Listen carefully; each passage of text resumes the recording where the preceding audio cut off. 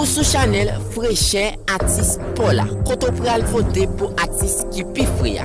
Mais avant de dans tout détail qui t'aime dit, abonnez-vous ensemble avec Chanel là et me promettez que vous pas regretter. Li facile pour voter.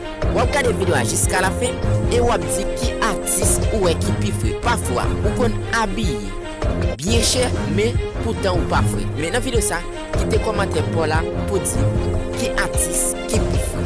Entendez ça.